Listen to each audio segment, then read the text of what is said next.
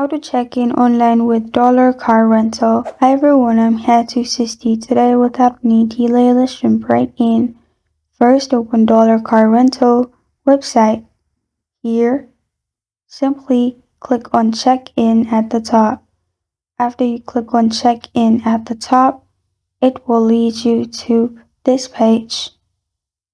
Here, simply add your confirmation number that is sent to you through email.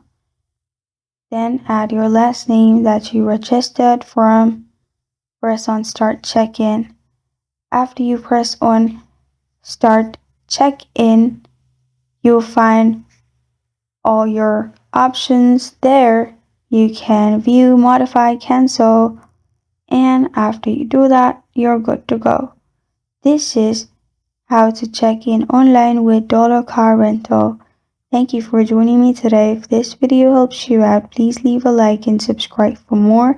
Got a question or want to suggest a topic, comment below. Thank you for watching.